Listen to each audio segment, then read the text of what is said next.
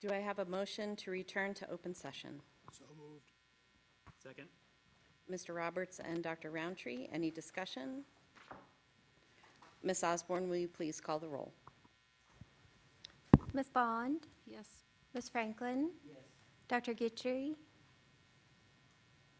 We'll come back. Ms. Parton? Yes. Mr. Roberts? Yes. Dr. Roundtree? Yes. Ms. Purcell? Yes. 6 in favor. Motion carries. Do I have a motion to certify closed session that, to the best of each member's knowledge, only public business matters lawfully exempted from open meeting requirements by Virginia law were discussed in the closed meeting to which the certification applies, and only such public business matters as were identified in the motion convening the closed meeting were heard, discussed, or considered? So moved. Second. Mr. Roberts and Ms. Franklin, any discussion? Ms. Osborne, will you please call the roll? Ms. Bond? Yes. Ms. Franklin? Yes.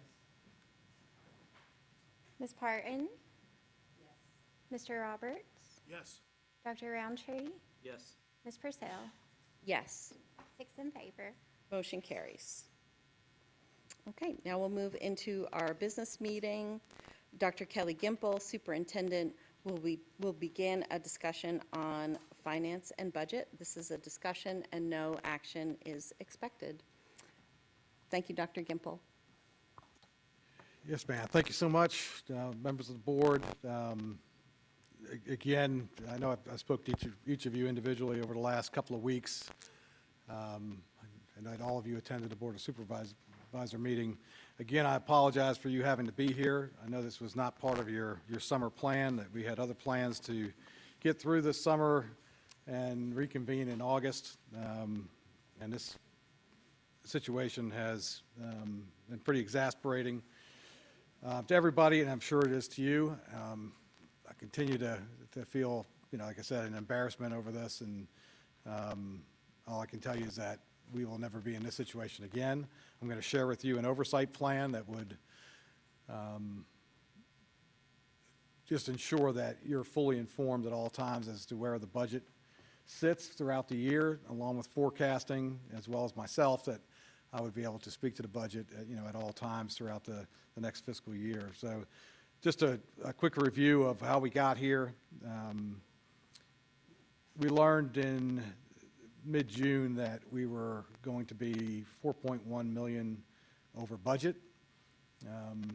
Upon reporting that to the Board of Supervisors, they had to call an emergency meeting, which we really appreciate them doing so. They all 7 of them, of course, attended that meeting in just 4 days after they were informed of this issue. As far as numbers are concerned, we did defer some expenses in order to bring down that appropriation to 3.5 million. The Board of Supervisors then agreed with us that we would use our carryover for this coming year to reduce that number down to about 1,053,382 as being the final amount that we would owe them. Although that 3.1 or 3.5 million is only, it's about 1.5% of our overall budget. The fact is that you cannot exceed your appropriated budget for any school year without going back to the Board of Supervisors and asking for an appropriation to exceed. We did not do that in a timely manner, although their meeting kept us out of doing anything illegal, and thank goodness for their support there. But the fact remains that this budget was mismanaged towards the end of the year, and we're going to have to do a much better job of managing it throughout the next school year. As we begin this next school year, we're going to start with a $161 million budget. Tasha, if you could pull up that financial oversight plan that I had emailed you, I'd like to share that with the board this time. It starts off with a philosophy that I think we're going to have to adopt for this entire division. This philosophy says the purpose of the financial oversight is not merely to account for public funds after they are spent, but to anticipate financial risk, provide timely and transparent information, and ensure that MCPS superintendent and MCS school board always has sufficient time to make informed decisions before financial issues become crisis. Our core standard is simple: no surprises, early communication, shared accountability, and complete transparency. I would ask that the board consider this resolution that would be attached to policy 3-1.1, and this resolution, which you would have to vote on, reads: any NCPS administrator who becomes aware of financial issue that could reasonably be expected to significantly affect the division's budget, appropriations, financial position, or ability to meet approved spending limits shall notify the MCPS superintendent within 24 hours. The MCPS superintendent shall then provide the information to the MCPS board chair. Such notification shall occur upon identification of the concern, regardless of whether all facts have been confirmed or a final recommendation has been developed. Moving forward here, there's a framework provided that would provide thresholds and required actions. This would provide some sufficient oversight depending on what percentage of the budget has been expended. And it starts really at the beginning of the year and takes us all the way, through 80% of the budget, and has required actions that would coincide as we hit each of these thresholds. At the bottom there, you see quarterly financial forecasts. That would also be a part of this. That's one area that we definitely need to have within our financial oversight. That's an area that has been lacking, and it will be required in this plan going forward. If you look at the following page,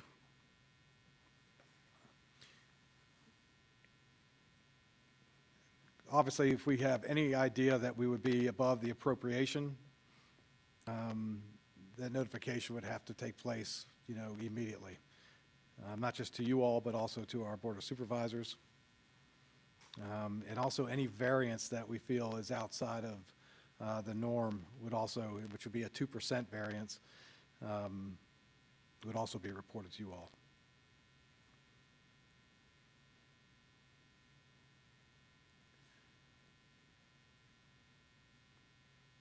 Some of the other fail-safes would be a monthly updated superintendent dashboard that would be maintained by our finance department. Main categories of that would be basic budget status, our staffing, revenue, and then major cost reports. And some of the categories, subcategories are listed there for you. You can go on to the next page, Josh. Yeah, you went backwards, and you go ahead. There you go. I provided for you a financial governance calendar as well, where there's monthly reports coming from Finance Committee, Budget Committee, the Superintendent Dashboard, the overall school board budget update, which would be part of your monthly meetings. We do have a Board of Supervisors and School Board Liaison meeting every single month, and this would be a line item in those meetings. And then our technology department is working on getting our open checkbook posted online for us, and we anticipate that coming on live sometime at the start of the school year. So those things would be updated monthly. That's the first thing. Quarterly, there would be a division-wide financial forecast that would be made. That gives us insight into exactly where we're sitting and where we think we're going to be going forward for the rest of the school year. A risk assessment report. This could be based on, forecasted weather for the winter. If we think we're going to have a harsh winter or not, it's going to require overtime. If we think there's some reason why we're going to have excessive amount of subs, or if we think there's going to be something in our capital projects that is coming up. Also, the capital project status reports. You've been getting those already just about every month. Dr. Brown's been doing a great job of keeping our website updated with really all things capital, but really focused on CHS at this time. We'll continue to do that even after CHS is completed here in the near future. And then also the staffing and salary projection review. You've been getting staffing updates, but you have not been getting salary projection reviews, and that'll be part of your quarterly reports. Semi-annually, internal controls review, budgetary assumptions review, and a forecast accuracy assessment. These are all things that would happen at the end of the year and then mid-year. And then Each year, just like we have here over the last few days here with Craig Matthews coming in, or Craig Meadows coming in, we would have an external audit, external financial risk assessment, and a review of our financial policies and reporting protocols. We're going to get a lot of that information coming up here soon. And then our board work session and long-range financial planning would be forthcoming then as well. And on the last page, you see a forecast report schedule and over 4 different months there where we would get the actual variance and where we're at and where we projected to be during those times. I've had Craig Meadows review this. I did have this reviewed by a very experienced school finance person from another division that I worked with who was outstanding, as well as folks inside our school division here. This is a lot for our finance team to undertake. When I shared this with a finance director from another division who has 32 people in their finance department, we have about a third of that. He said, this is really going to overwork your finance department. But considering the situation you're in right now, this is appropriate going forward. You can always back off this as things become more clear. Also, Mr. Meadows reviewed this and pretty much had the same insights, saying that, this is a lot of work, especially for your finance team, but going forward, it is going to restore a lot of trust and just a lot of oversight into exactly where you sit throughout the entire school year, and particularly at the end where you can really get caught up like we did this year. I'll open for questions at this point. Okay, so in several sections where it says within 24 hours or whatever else, the superintendent would provide the information to the board chair. I think that should be to the board, Okay. not just the board chair. I can absolutely adjust that. And also, on the last page, projected, 24 hours to the board chair should be the board.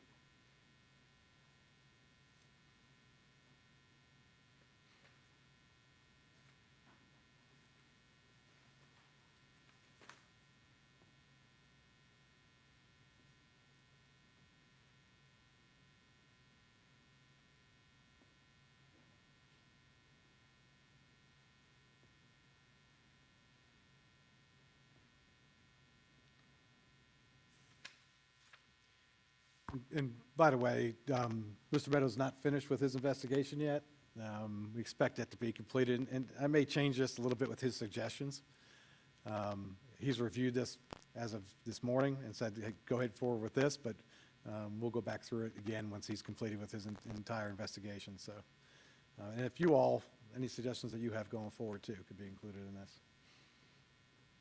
So I don't see in the financial governance calendar, in the bullets mention of lists of obligations of funds that we have already obligated for the year, saying what those are, because of course there's some things that have not yet been obligated that could flex in and out. That would maybe that'd be good to add to that. Yes, sir. And then in the May forecast, because we're trying to hit a number exactly right at the end of the year, is that anticipated to be the first May meeting, the second May meeting? And would it, I think it might be beneficial also to have something in that first June meeting that has a end of year closeout, that we're made aware of everything in that closeout process. Absolutely. So we know within a good margin what the number at the end of June is going to be that we hit. Sir.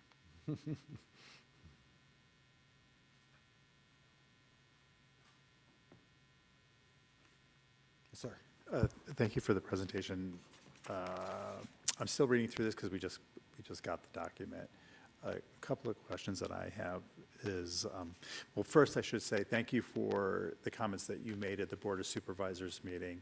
I think that helped I don't want to call it a reset, but I thought that was helpful to take responsibility, and I just want to acknowledge that. So I'm confident that you're going to take steps to make sure it doesn't happen again. Sir. The first question I have is, when will you be bringing before the board your proposed revisions to the budget that takes into account the decisions that have been, that, what you told the Board of Supervisors, how you're going to make up for that, but it's not been brought to the board. When is that going to happen? So we just received the state money here at the end of June, and so that's still being processed as to, we got a little bit more than we anticipated anyway, and so we're still kind of working through that, and as soon as I receive that in August, you guys will get a report on that full. Okay. And is there a deadline by which we have to, I mean, we're behind, I know, because the state budget was behind. Are there any dates that we need to be aware of, or time frame for which we need to make a decision about the revised budget? Not at this point. Okay. So it's a little hard with some of these to think through until we have Craig Meadows' analysis. Yeah. So I appreciate the resolution, but I'm wondering about his analysis, not only what happened in terms of activities, but also whatever the procedures are in place in relation to the board policy. Because I was even just looking at 334, the internal controls for appropriations, and there's just one sentence. Right. So presumably, the policy is going to be revised. Is there a regulations document for your finance department that covers these issues? There's best practices. There's no actual document that then is correlated to board policy, so that board policy is reflected in regulations? Not that I know of. And Craig is going Okay. to review that too, and we've talked today about the internal processes, and they're lacking, right? We have to clean up several things, right? And some of it is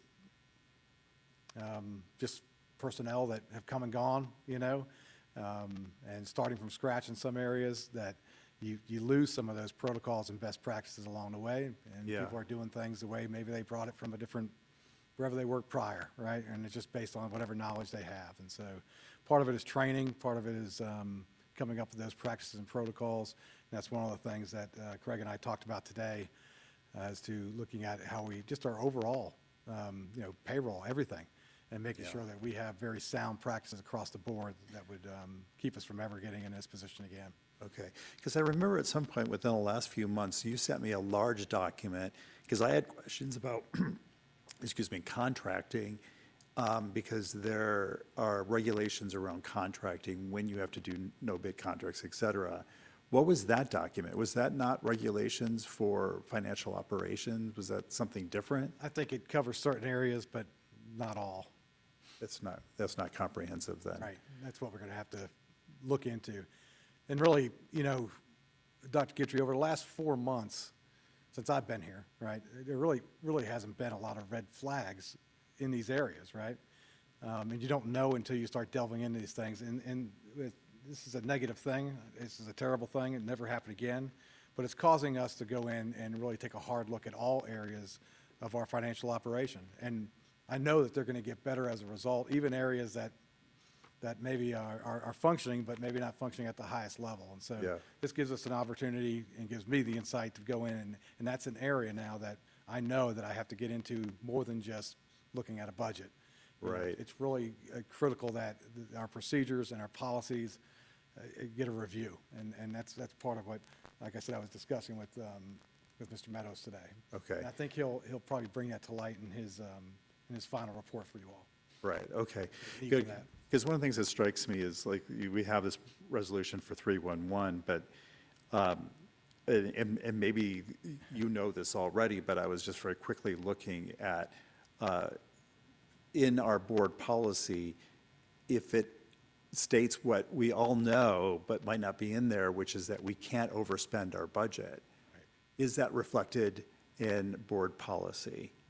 I don't believe it is. Yeah. Not specifically, right?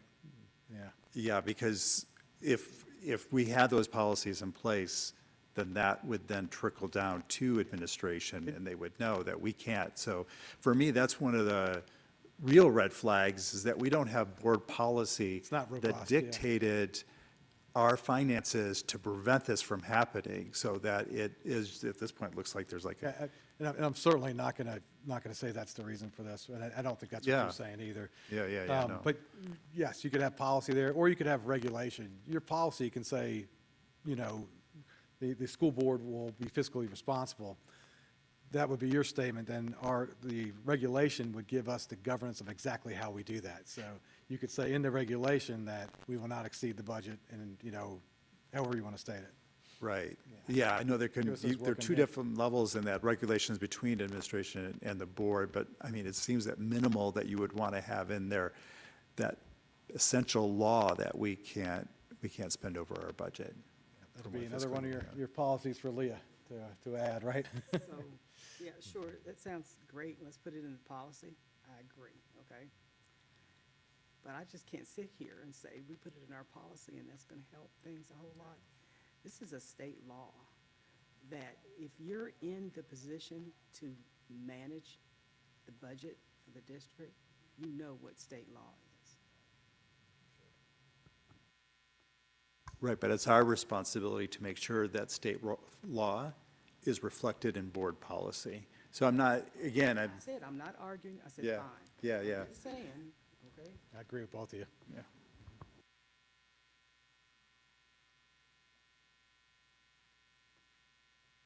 So before we leave this, I do want to publicly thank the county, the supervisors, their finance department, the administrator, for reacting and working so diligently and being so responsive to the need of this school district and the need of the county, because this affects everyone. So I want to thank them for everything they did to help us in this situation. I can say Angie Hill's been incredibly helpful throughout this entire, you know, experience. So, I agree, well very said. grateful.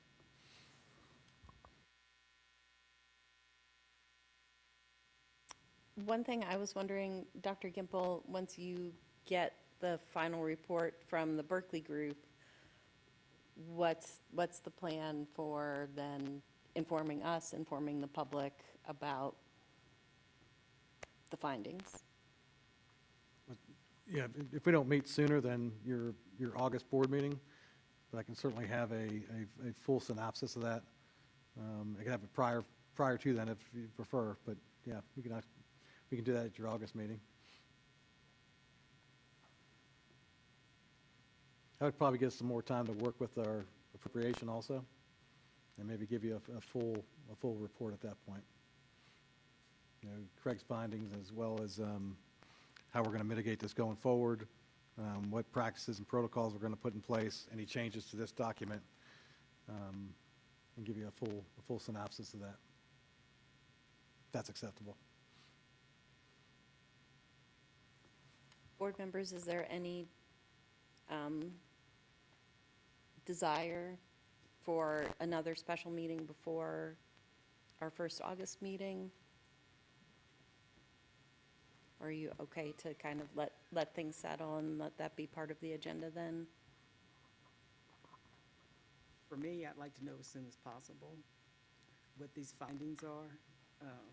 So if that's before August 4th, or whatever the date is of the next meeting, I'm available. Let's put it that way. I'd like to know as quickly as possible. I'll be here if we gotta come in on another Tuesday. Just send me a text.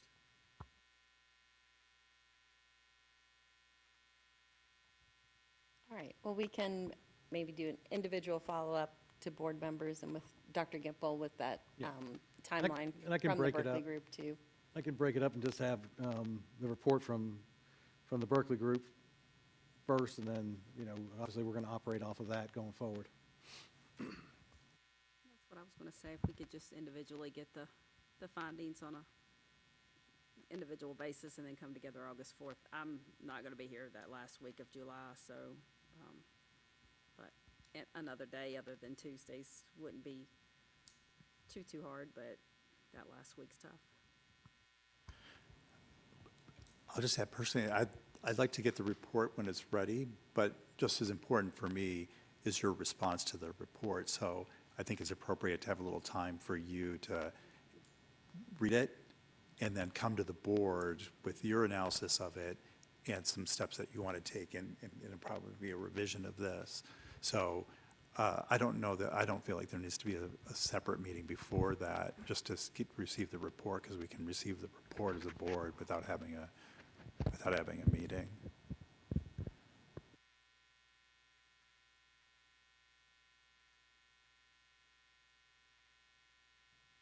Okay, well, we'll get a timeline and communicate that out to the board. Any other questions related to this agenda item, our finance and budget discussion? Okay, so we'll move on. We have a few just other items that made sense to add to this meeting. The first is an update about Christiansburg High School. Dr. Mike Brown, Director of Facilities, will provide an update on Christiansburg High School's construction. This is information only, and no action is expected. Thank you, Dr. Brown. Madam Chair, school board members, Dr. Gempel, I have some information to share tonight with you on Christiansburg High School, specifically with Area F, which is our CTE area. We were notified on yesterday afternoon regarding further delays to CTE wing at Christiansburg High School, and this was due to the recent and forecasted weather conditions. They got a pretty severe rainstorm over the weekend, which I think caused some disruption to the job site. Branch has actually been working on the weekends and at night, trying to get as much done as they possibly could. What that did, what happened was that kind of put a little bit of a delay in their plan. These conditions delayed the installation of the steel and rooftop units, which has delayed final finishes in 7 shop labs. Branch estimates they can still turn over the following instructional area classrooms: early childhood, drafting, Art 1, Art 2, Auto 1, Auto 2, machining, robotics, and building trades. However, the HVAC service in those classrooms will not be available until approximately the first week of September. We are mitigating these setbacks through the following actions: identifying alternate classroom spaces for use during high temperature conditions, also working together with our CTE director and Mr. Gwynn, the principal, and our Montgomery County Central Office administration to develop alternative to lab instruction, such as accelerating credential testing, example OSHA 10, scheduling field experiences with outside organizations, and utilizing internal sites like the bus garage shop for hands-on learning. Our proactive next steps: our leadership team is, again, coordinating closely with building administration and the 7 affected CTE teachers to establish short-term transition plans and ensure a successful start to the school year. Dr. Gempel has contacted the majority of the impacted teachers, did that today, had a good conversation with them. Once classroom and lab access is granted, the facilities and warehouse teams will provide full support to assist staff with the relocation and setting up of lab equipment. We will continue to monitor the situation and provide updates as they become available. So this all goes back to the rooftop units, the steel that has to be set. In order to, we have steel erectors on site. In order to do that, they have to open the roof up. When they open the roof up, it creates a hole in the roof. And while they try to cover that opening as the best they can, it does allow water in. One of the main worries we have are the finishes. It's called dry fall paint. That's what the ceiling will be painted. So it has to be completely dry. So unfortunately, it's going to cause delays. But fortunately, we will have the classroom spaces available to us. Any questions? So just coming from the childhood, early education, That will be available. okay, so, And I'd also like to add that even though we're delayed on our HVAC, we are seeking alternatives for that, portable air conditioners to put in the classroom areas, to get those in there. So we are investigating that right now. I'm waiting for a quote from Branch on those. So one of the things too that Branch indicated was if they got spaces done early, they would turn them over to us early. But, you know, they didn't want to promise anything and be like, okay, we can give it to you on August 23rd and it'd be September 5th or something. So, you know, we met yesterday afternoon and they reviewed the spaces with us and let us know what they could turn over and what they felt comfortable turning over at the beginning of school and what they did not, and what they were doing to mitigate those delays. well, and I know most CTE classes, cosmetology and some of the other ones that have patrons that come in, sometimes that happens a little further in too, but I didn't know about early childhood because I know they start and she has a waiting list, so I wasn't sure. That's why So- I was inquiring about them. One of the things that we discovered during our conversations today is a lot of our CTE teachers will do safety training. And I remember when I was a CTE teacher, we would spend the first week, 2 weeks, doing, especially in precision machining and carpentry and auto mechanics and things, you would do your safety training and your safety test. So they can do a lot of that. Now, if it does require hands-on activities, we'll have to figure out an alternative for them for that. We are looking deeply into that. Been some good ideas tossed around. So we hope to formulate something more concrete next week as we get into that. But we are, you know, proactively trying to mitigate any delays. Hats off to Dr. Gimple today for personally reaching out to our CTE teachers. You know, as a former teacher, if I had experienced that and no one had talked to me, you know, but our superintendent reached out personally to do that, so hats off to him for that. I'll say too, if you get a chance to walk through that building as they're cleaning out areas, you know, earlier in the year where there's construction going on, it looks a little rough, but as they're preparing for the school year, that building looks awesome. That is going to be an incredible site for our kids to attend school. Blacksburg High School is beautiful, Auburn High School is beautiful, Eastern Montgomery, this is going to be a beautiful high school for the kids in Christiansburg. It looks awesome on the inside there. The paint jobs that they're doing and just the graphics and things that are coming. Cannot wait to open this building. It's unfortunate this is going on, but those CTE teachers, all of them responded like, hey, we've got some training to do in the beginning of the year. We got OSHA, we got safety. We're going to use up that time.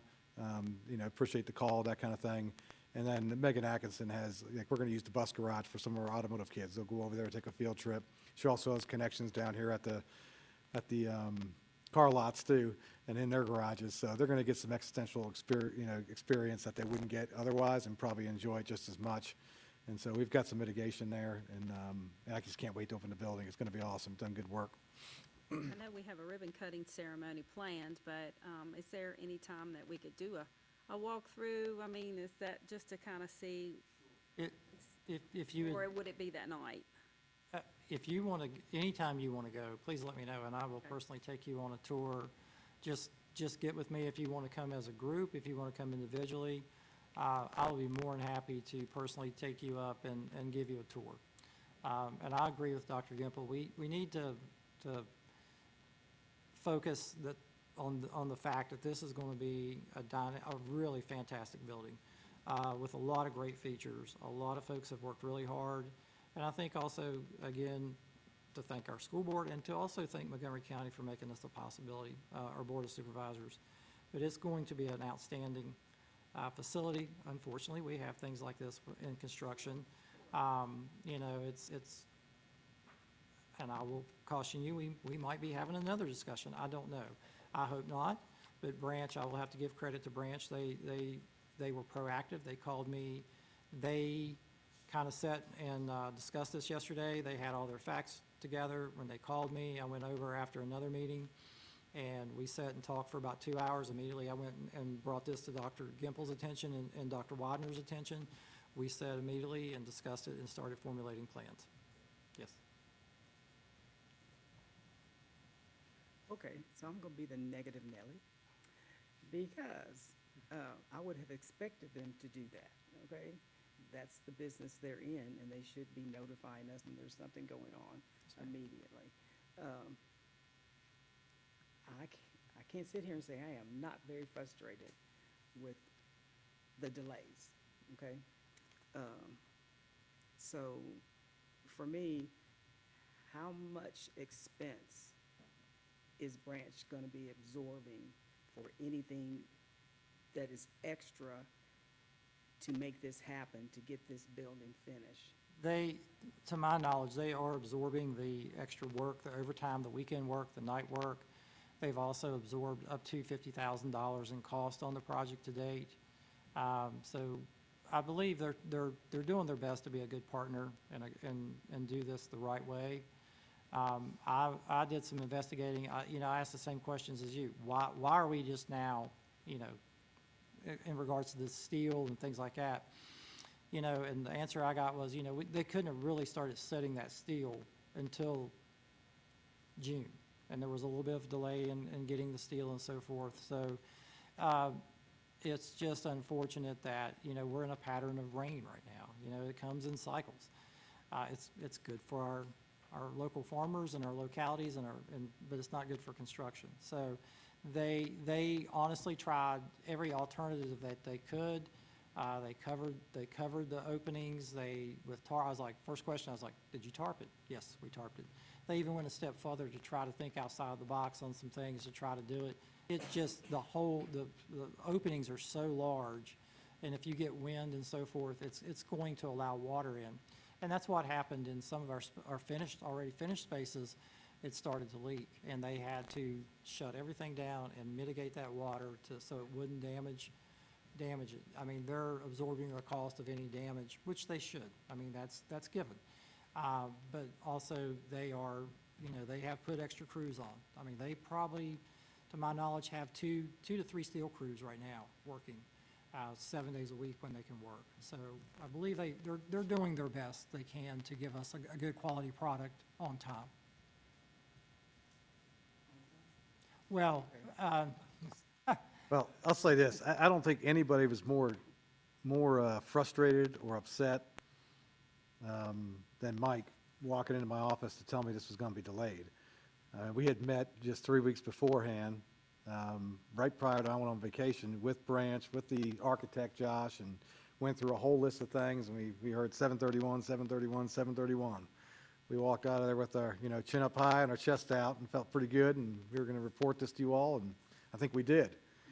And then for him to have this meeting and to come in, I know it was not a pleasant experience, and I could tell, Mike said, I got to meet you right now, and I said, uh-oh, what's going on, And like I said, I don't think anybody's more disappointed than Dr. Brown there, or Shane, too. Shane, we've talked to why he's been on vacation here this week, and gave him that news, and that's why I made the phone calls, because I didn't want him to have to do it while he was on vacation. So I said, I'll look up the guy's numbers, and I'll call them personally, let them know that their rooms aren't going to. It's a small number, comparatively, it's a small number of students that are in these CTE classes. It's a max of 20. Some of them don't have the max in, but nevertheless, we want that building done, complete, and ready to roll at the start of school, and it's frustrating, and I share Ms. Franklin's, just disappointment with that, but I do know that they're working hard and trying to get this thing finished, and no one's more disappointed than Mike Brown. Yes. And I will add this, the other component, and I touched on that in my update, is to move the machinery and the components back in the classroom. I mean, right now they're in Connex boxes, probably 7 Connex boxes right now, and I will dedicate my facilities. I have 30 folks, and we will get out there and get this back in there and get it set up as quickly as we can. I know Donnie with the warehouse, he has a fantastic crew, and we always try to help each other out, and that's what we did when we moved out. I shut down operations for 4 days. with the exception of emergencies. I mean, if something comes up, we'll respond to that, but we will pledge our full support behind that to getting things set up and going again, so. Would you check your schedule Tuesday maybe and let me know what time Tuesday you would be available to take me on a tour? Tuesday? Anybody else who would like to go? Any particular time? No, whatever's convenient for you. Yes, ma'am. It's just the only day that I kind of have that I can go. I just want to piggyback on Ms. Franklin's question. So I know in terms of the delay that they're absorbing costs, but where are we overall in the budget for the renovation? Right now, our calculations show us we should have around a $250,000 surplus to finish out the project. Now, those are rough numbers right now. You know, we have things come up every day. But our conversations with Branch and looking at the budget and with the recent appropriation and so forth, we should have around $250,000 to finish it out. Now, if that changes, Dr. Gimple will be the first to know. We will make you aware. So we are optimistic that's where it's going to come in at. Okay, and that 250 is coming from the budget or from that interest-bearing account of the bond? Do you know? A lot of it, some of it came from reappropriation from projects that we had excess on, so. Okay. Yeah, that was reappropriated last night, so that's where that's at, coming from. Obviously, do believe we could tap into the interest money if we wanted to, but we have a lot of that earmarked for other projects as well. Right, okay. And, Ms. Franklin, just to give you an update on the Friends Center, we are concentrating on the main high school at this time, but I have conveyed to Branch how important the Friends Center is. So we've greenlit that, so we're waiting on a few details from our architect to get started on that, but I have impressed upon Branch that is important as well, but we all agreed we needed to focus on the high school and getting our students into the CTE areas first and concentrate on the Friends Center. So, you know, I've kind of given them a date on that. You know, we need to get it done as early in the fall as possible. Because facilities will have to do some things to the Friends Center as well. That's not in our budget. Any additional questions?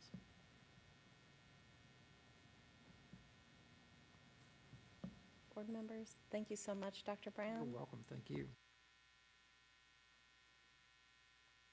Okay. The next item on our agenda is related to our upcoming policy review discussion. Leah Bressler, Director of Compliance, will begin our discussion regarding our upcoming policy review. This is a discussion and no action is expected. Thank you, Ms. Bressler.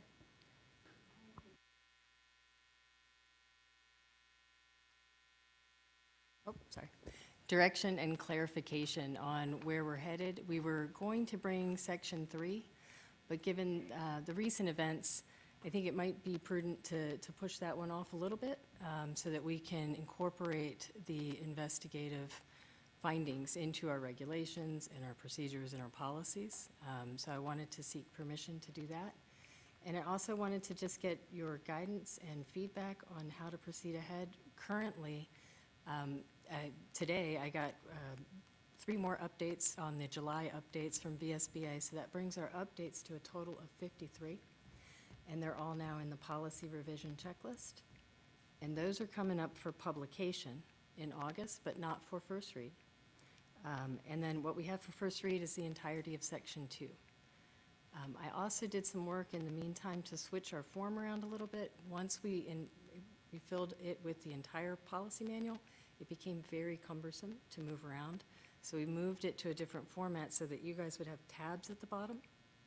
And those tabs allow you to see exactly, the for publication tab is just that. Those are the things that we're bringing just for publication. And you'll see those tabs at the bottom. The first read tab, you can go there and that'll show you all of the policies coming up for first read at the next meeting. And then after that, we don't have anything in second read currently, but after that, you'll see sections 1, 2, 3, 4, 5, 6, 7 We're still getting everything in, but we've got all 7 sections in with our policies, and we're still updating some of the VSBA's. But that'll give you guys a full roadmap to kind of decide what you want to bring, when you want to bring it. If you find something in Section 7 that you think is really important to come out of turn, you can alert us, and we'll get that noticed up and right in the pipeline. I just wanted to make sure that we're on track and that the changes are okay, and that if you have any guidance for our next meeting, if you want us to pare down some of the first read or bring the whole thing, or, so I'm here to work for you.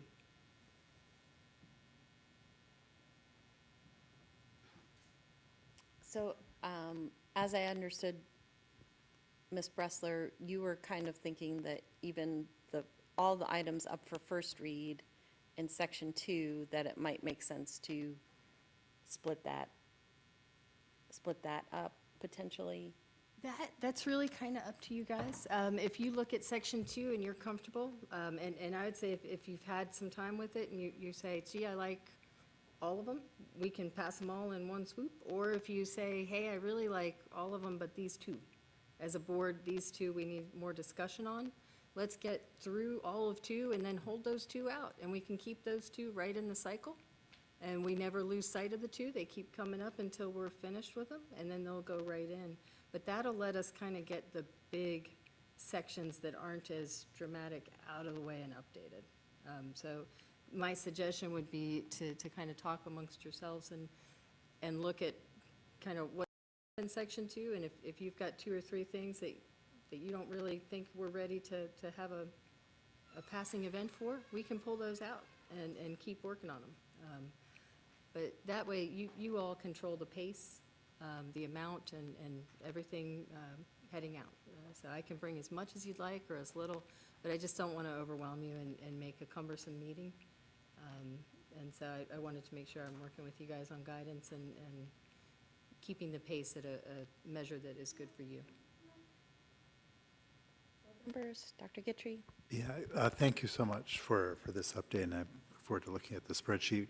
One of the questions I had, I think you were asking about priorities, and Superintendent Gimbel, I had asked about the legislative updates. For me, that's a priority because some of them came into effect, I think, July 1st.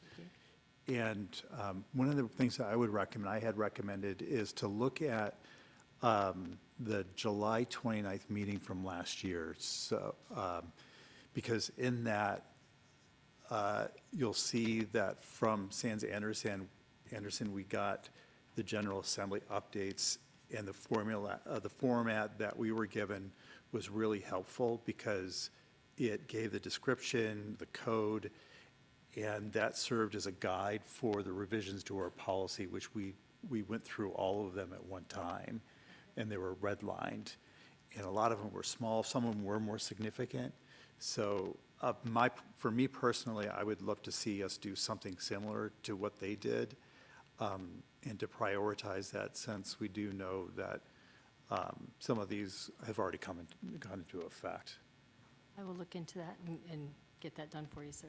Okay, great, thanks. And let me know if you need the reference for the meeting, Ms. July 29th.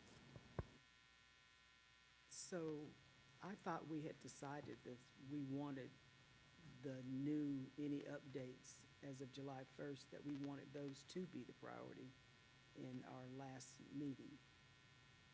They're all listed right there for you in the publication tab. So all 53 are presented for your review. Okay, so I'm still not clear on what exactly you're asking us tonight to do. I thought we had already said this. What I'd originally been asked to do would be to bring, in addition to the 53 in the updates, was also to bring the entirety of Section 3. And you also have, for a first read, the entirety of Section 2. And so I wanted to make sure that whether I was bringing all of 3 on August 3rd as well for publication, or whether you would like me to bring all of 2 for a first read, or if you'd prefer to have some of 2 for a first read. So that's what we're doing, is just to get some guidance and make sure it's working for you all, and that the form is okay, and that you don't have any questions. I think for me, it's hard to answer that question because I don't know all those 51 changes off the top of my head.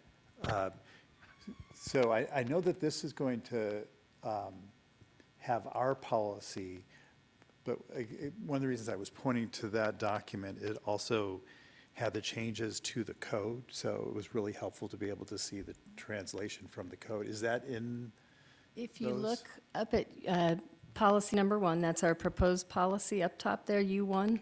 And if you go to the model current VSBA policy, that gives you their model policy in a regular format. But if you go underneath it, what I did provide was the red line. And the red line shows you where the legal change took place in their policy.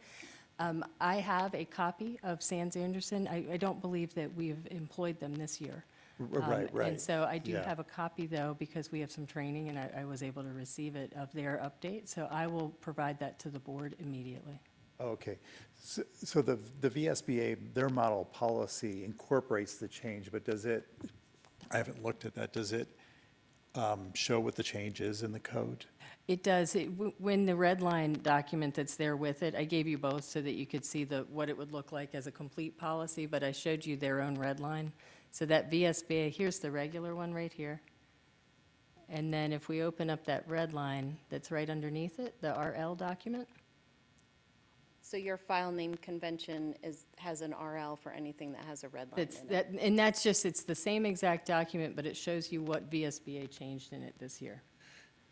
Right, but it doesn't show you what the legislative changes are. It's just their translation of the legislative changes. Correct. And part of the reason I'm asking that is in some instances in our policy, we just copy the legislative language, but sometimes we've not done that in all cases.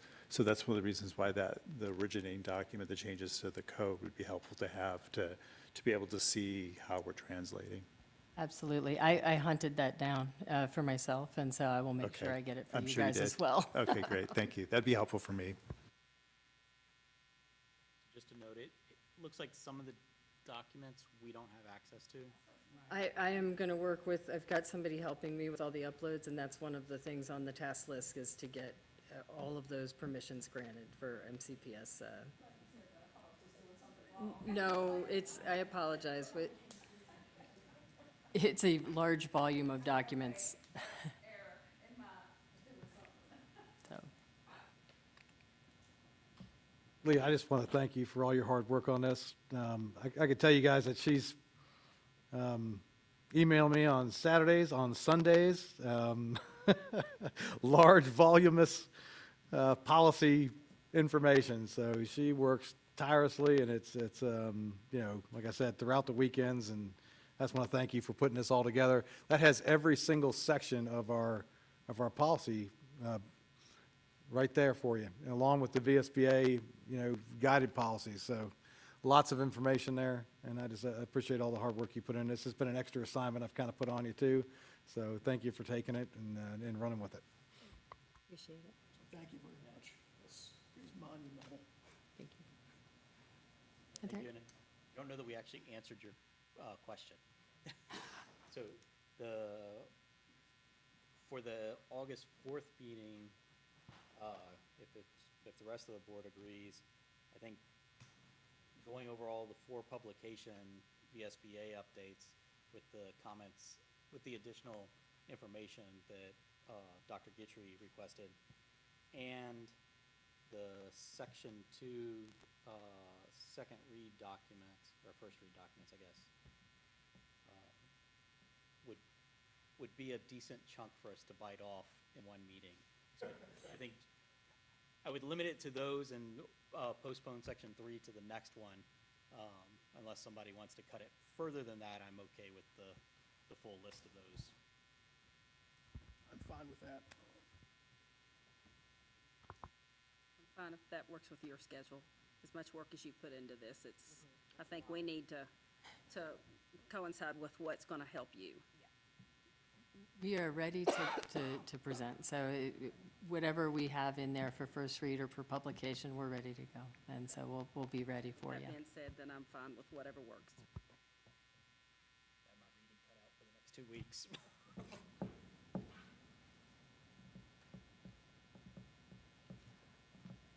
I wanted to say that we're also available in the office anytime. I know these documents are cumbersome, and so if you ever want, I have 2 screens in my office, for example, if you want to come in and look at the dual screen, and it makes it easier for you, please let me know. I'm happy to let you use the space. I know that this is a lot of more difficult work, and it's a lot of documentation. So.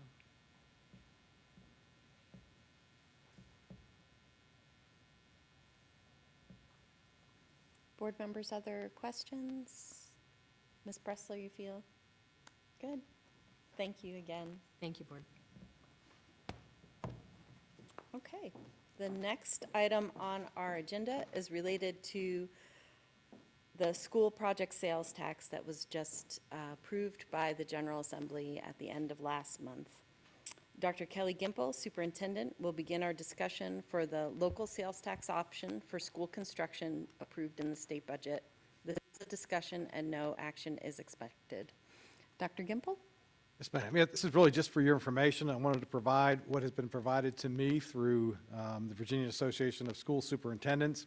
So as part of the 26 to 28 biannual budget, the Virginia General Assembly approved legislation allowing all Virginia counties and cities to seek voter approval for an additional local sales and use tax up to 1% to support public school capital projects. As you know, we are completing our CIP, which is going to be a long-range CIP. You know the age of some of our school buildings in the division. This is it's an appropriate discussion, I think, because of the condition of some of our buildings as we go forward here.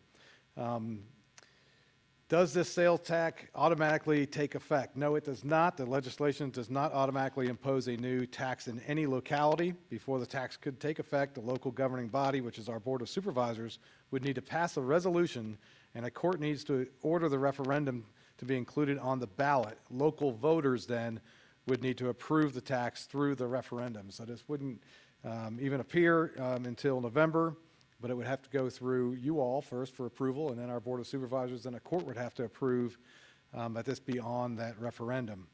Can a school board place the question on the ballot? No. The school board, we do not have you do not have the ability to place this on the ballot, but you could definitely approve it going forward to the Board of Supervisors for their consideration. And again, the final approval is by the community. It's a voter-imposed resolution of a 1% sales tax. It is on short order right now for this November. However, if it did not get approved in time, it could go on for future elections. There would have to be some movement prior to August 14th in order for this to be something that would appear on the ballot in November. So it would have to go before the Board of Supervisors for their approval, and then a court would have to approve it, as well as your blessing on it by August 14th for this to take any action for our voters. What can the revenue be used for? This is important. It can only be used for construction of new facilities, major renovations or modernization of existing schools, loan financing or bond associated with eligible school construction or renovation projects. What can it not be used for? It can't go towards any salaries or benefits, can't go towards instructional materials, cannot go to routine supplies, day-to-day operating cost, or general program cost. Where would this tax come from and what types of things would be taxed? Clothing and footwear, electronics and appliances, furniture and home decor, office supplies, restaurant purchases, leased or rented items, some short-term lodging, like hotel accommodations, or other tangible taxable goods. The types of things that are not included in this are groceries. People going to the grocery store would not be taxed for this. Self-care, things of that nature, shampoo and things of like that. Going to the doctor's office, these things would not be part of this, would it be taxable. So where would the benefit be for our community? Well, we have 43,000 Virginia Tech students that come into town twice a year and shop pretty heavily at our Target store and our Walmart and things like that, and that would certainly be helpful. We also have a ton of people that come in here for sporting events. Our football games are typically sold out. That's a lot of people buying goods here that many of the surrounding counties do not have the benefit of. And so with the CIP, you'll be presented with by the end of the month, Dr. Brown, and some of the opportunities we have coming forward. This is certainly within your consideration. I do realize that we just had a 5% property tax increase, which is incredibly significant. I would be looking at this to kind of offset any type of future requests like that. This could be very helpful in mitigating the cost of buildings, renovations, some of the other things that are going on that we can anticipate with, with our current structures. However, it is an extra expense, right? It is an extra expense that folks would have to pay. So it is open for your consideration. I do have some additional information that I've provided for you, but this is really just to introduce you to that. I encourage you to do your own research going forward as well. But if there's anything else I can answer, I do have a Q&A here, which I've provided for you. So I'll try and answer any additional questions as you might have at this time. Board members, does anyone want to start with questions? Mr. Roberts? Oh, I was going to be a comment, not a question. So I have a problem with this, and I appreciate how much money this would bring into the school system. The concern I have is it's a tax on people who are already spending 100% of their income. If this was a tax on cigarettes and alcohol, thumbs up. If it was taxing vape shops that are on every other corner, fantastic. But people who are already strapped don't have the 1%. I might not make it out of the room tonight saying this, but property taxes are the most effective and fair way for schools and for the community to collect money. So I can't get behind it. And I know that probably is upsetting to a lot of people, but that's just where I am with it. Well, I tend to agree with you because when I'm hearing shoes and clothing, and with some people, it's all they can do to put shoes and clothes on their family, I have to really, really be sold on this because I just, not right now. No. Yeah, it's a sales tax I would really need to be sold on. I am in agreement. The correct taxes are property taxes, progressive income taxes. Just for the cost of living at a base level is flat, no matter how much you make. If you're spending $10,000 a year, which is a lot, on your living expenses for a household, a lot for some, little for other. 1% tax on that is $100. That's a pair of shoes for a kid, or About two pairs, 4 pairs of shoes, depending on, yeah. Not in today's world, Penny. And there's no exemptions for sales tax. If you're a senior citizen, you pay it. If you're poor and you have exemptions for your property tax, you still pay the sales tax. And just for reference, that 1% sales tax, the 1% on $100, or sorry, 1 cent on $100 residential property tax is $10 per $100,000. So, and the people that have big houses and that are expensive, have cars, they're able to absorb that much easier than the people that are living day to day on their buying the stuff at Walmart. And if we tax it here locally, the kids don't come here and buy their shoes here. They buy them wherever they're from, for the most part. So, my 2 cents on a 1 cent. I agree with you 100%. I think sometimes, and everyone here has heard me voice this, that we forget about those seniors that are strapped month to month. And yes, the children are our future and the buildings, and I appreciate you trying to find a way to help. But as a grandmother whose, grandson's going off to college, and this morning my son called and went, well, I think if we split this 3 ways and this and that, there's a lot of parents out there that are doing the same thing we're doing to get, grandson or child's college education paid for as well. So sometimes we see those groups that just say, hey, here's a credit card and go do what you got to do. Guys like this, the others of us that are like this, kind of all pitching in and save pennies. And so those are the ones that I see. And, it's like I said, I think we forget about the ones that live month to month. And this even, if we could just have it on restaurant purchases and like the cigarette taxes and the vaping and and tattoos and the things that aren't needed. But, even rental, that's, those are what. Term rentals, so similar to a hotel stay. Right. And if we had a way to,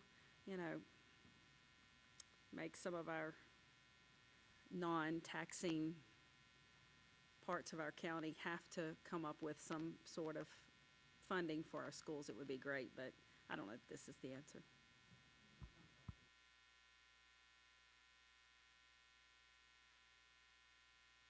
Would food services on Virginia Tech's campus be susceptible to this 1 cent tax?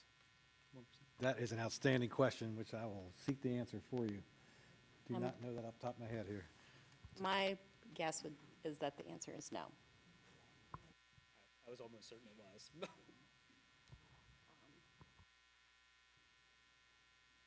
Other board members, Dr. Guitry? So I just say, I know that we do have significant construction needs. We have a lot of old buildings, and we know from our Board of Supervisors that it's going to be a while before there's a capacity to invest in those facilities. So my inclination is I'd love to talk to my counterpart, the Board of Supervisors, to see what my counterpart thinks about this.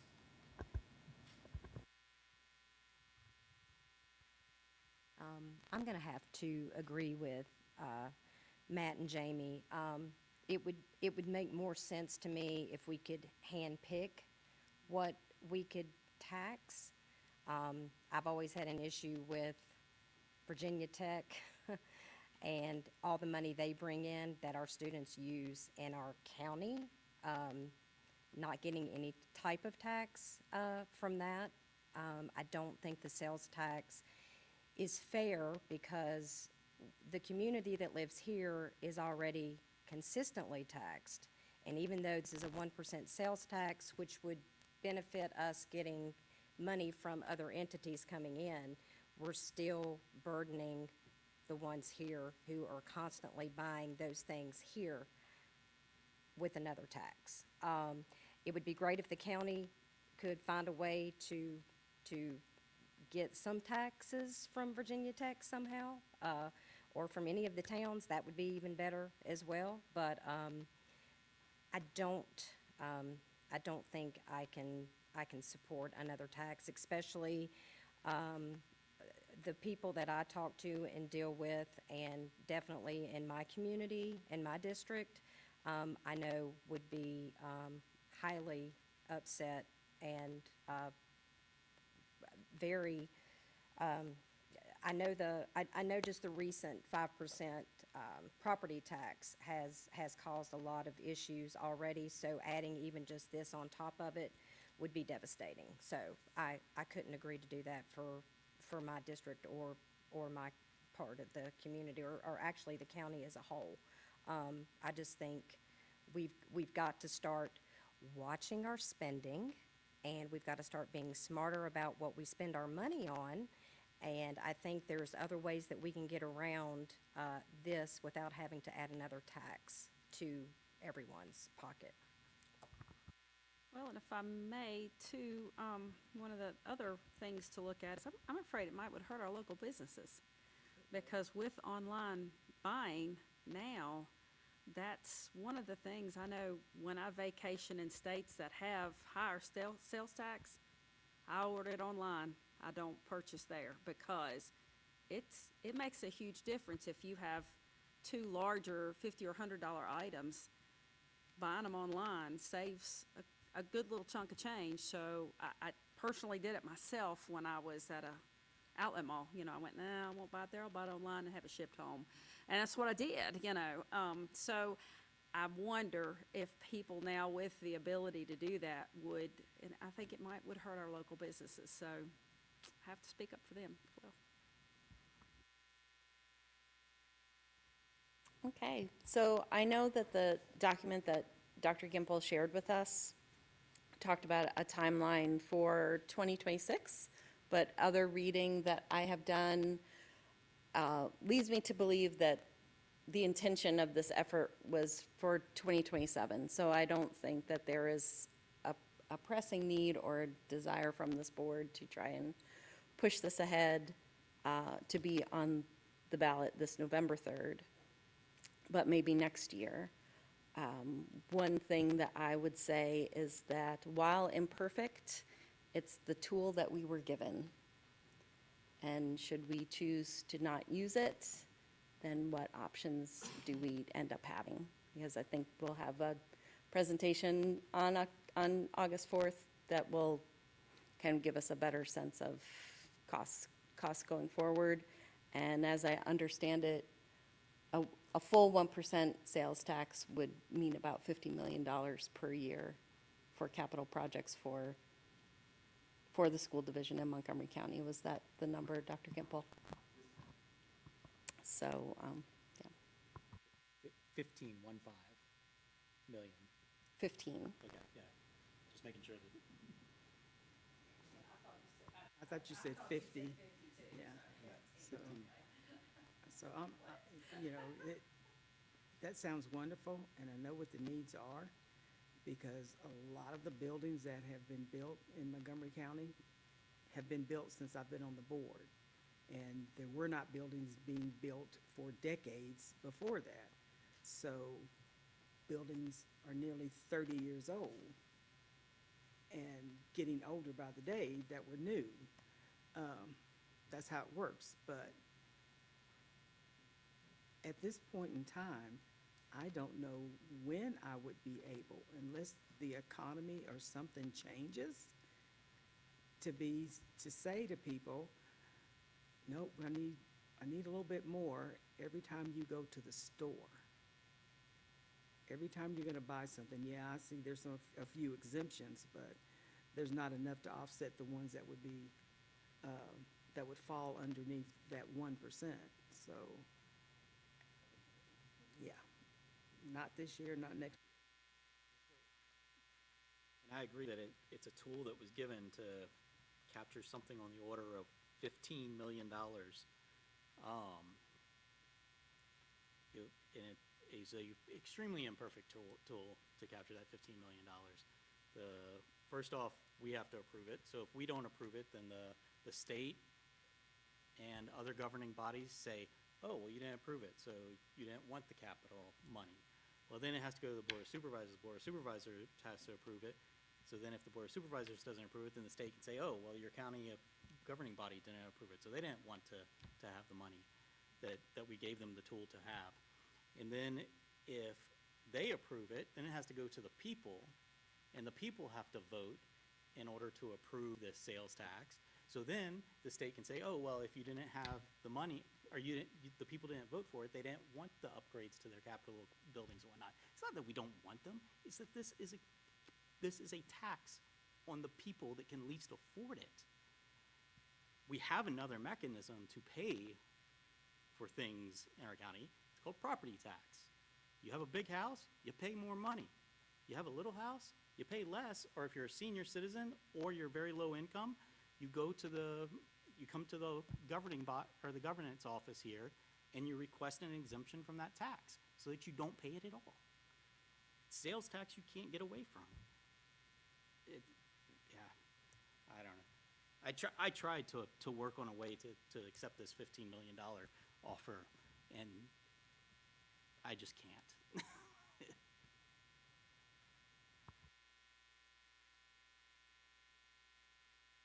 To your point, it's not an offer. It's kind of like, It's a trap. Well, thank you, that's a good word for it. But it's a trap. But at the same point, if the state reformulated and supported public education like they should, and like they say they fully support, which they don't, and the feds also supported public education the way they say they're doing, but they're not, then we wouldn't be having these discussions. Amen. So they try to put it back on you and try to point the finger at us. Well, that's when we should be raising, quite frankly, some hell with them more often to say, use the taxpayer dollars that are sent to you already for public education, give it back the way it's supposed to be. We just don't raise enough to make it work. And part of that is going to the polls. And I think sometimes this sort of thing is what hurts public education. I think it leaves a bitter taste in some folks' mouth when we have these type things. And speaking with customers that have this in other localities, maybe not in our surroundings, to hear them say, well, and the school tax, and the school tax, and I hear that quite often. I don't want people saying that here. You know, I want people to be proud of what we have, and I think we all work hard to try to have that. And sure, there's always gonna be, you know, negative thinkers, but for the most part, if we can keep it out as long as we can, I think it helps the ideal of public schools.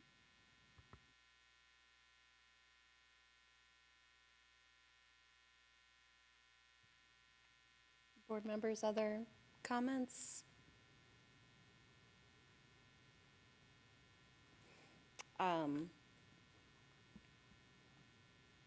Thank you for this discussion. I do think that Dr. Guitry's suggestion of kind of getting an understanding of the Board of Supervisors and kind of their expectations of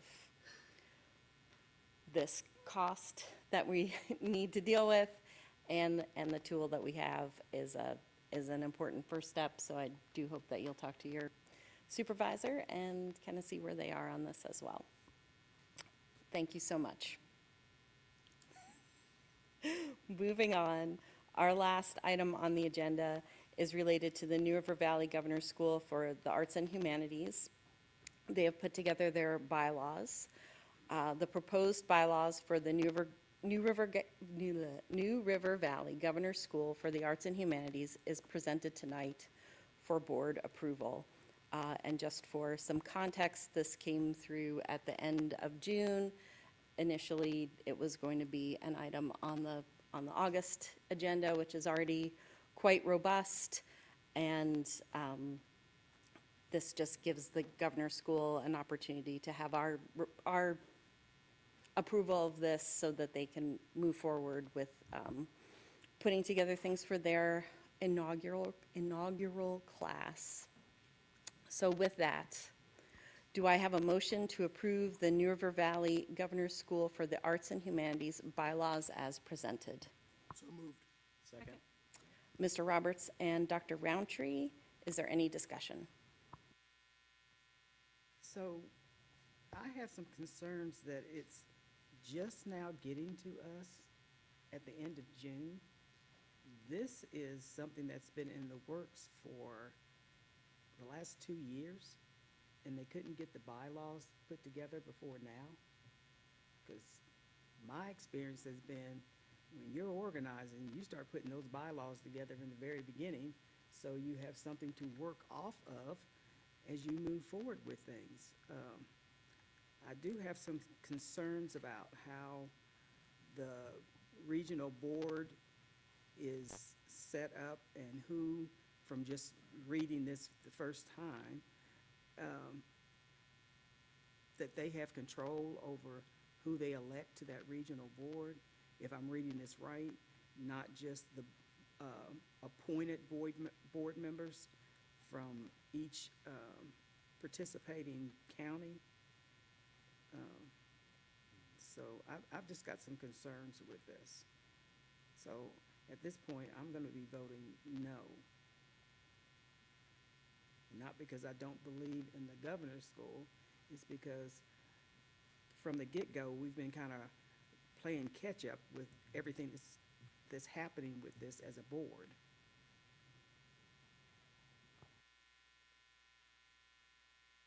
But just for some context, these bylaws were not something that came through the governance committee. It came from the new director.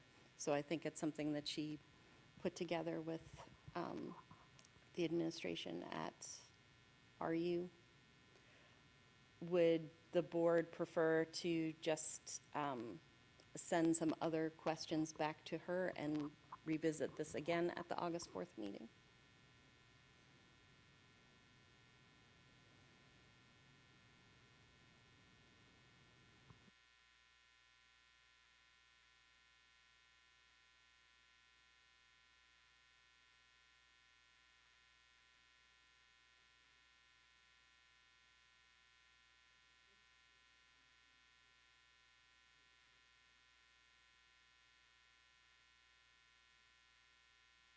And I'd be fine tabling it until August 4th.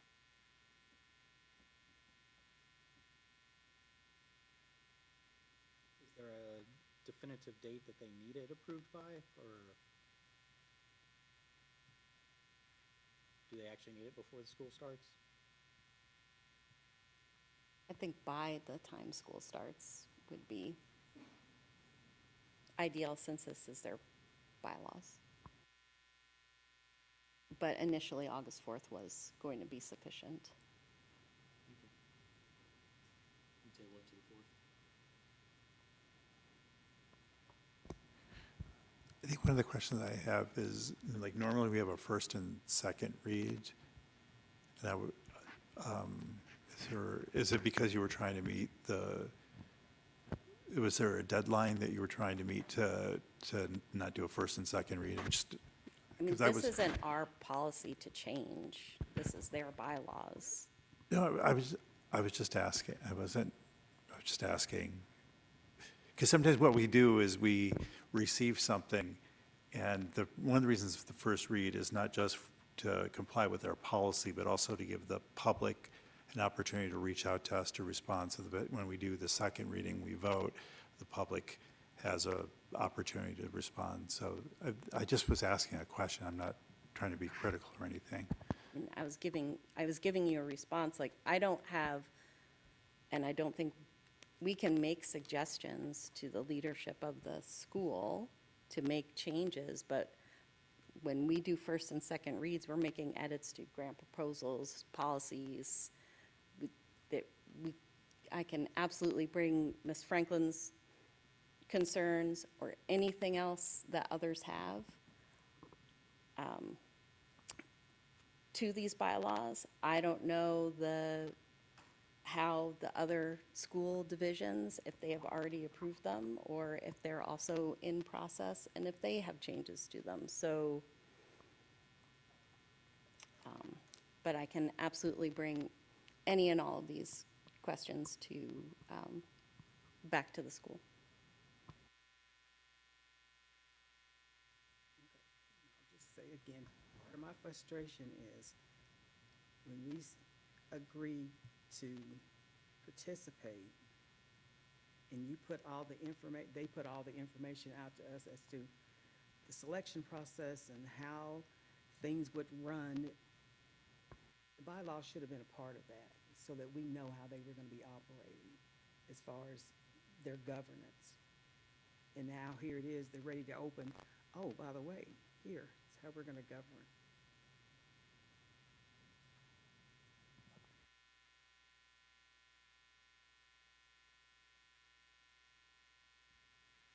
Board members, other questions for me to pass along? I can call Dr. Suma tomorrow, or I will call Dr. Suma tomorrow. Well, only thing I would say is your decision to vote for it or not. We do have students that have, registered, sign up, and are expecting to attend and are excited about it. Just to, just to remind you of that. Okay, so, yeah, well, these bylaws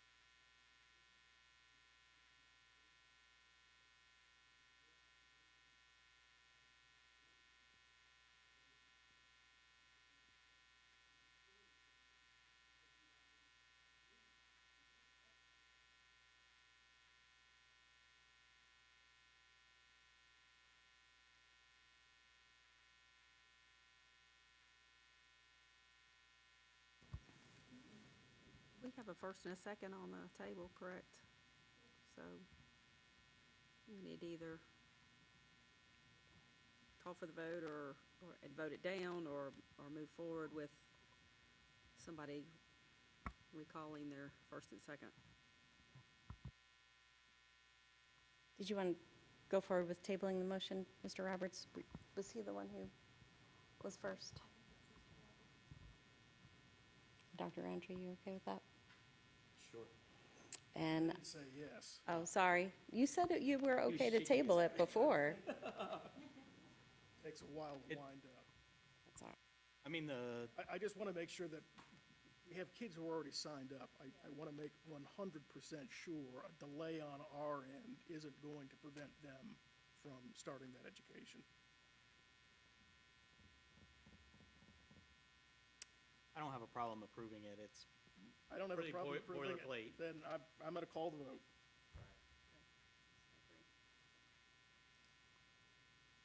All right. Ms. Osborne, will you please call the roll? Ms. Bond? Yes. Ms. Franklin?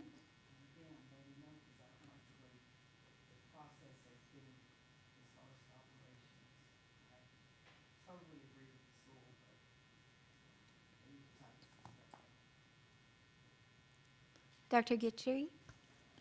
I'm abstaining because I did have a follow-up question I wanted to ask. But Ms. Parton? Yes. Mr. Roberts? Yes. Dr. Roundtree? yes, but they do need to tighten up their communications with us. Ms. Purcell?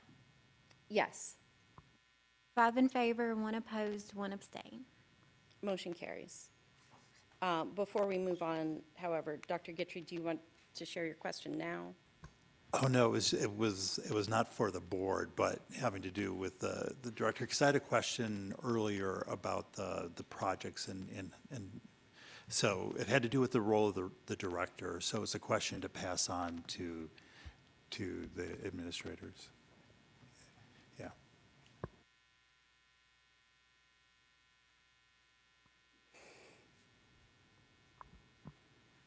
Okay. Thank you all for coming out to this special meeting tonight. I'd like to echo back to a comment from Ms. Franklin earlier that several others shared, and give great thanks to the Board of Supervisors and County Administration for their help at the end of the fiscal year to make sure that everyone's paychecks cleared and things were okay for us financially. And I just appreciate the deep dive that everyone is doing to make sure that processes are improved going forward. Thank That- you to the Board of Supervisors. Did I not say Yeah, I'll thank you echo to the that Board of as well. Supervisors? We were just echoing it. Oh, okay, And thank you for coming. yes. And with that, I adjourn this meeting at 8:04 PM.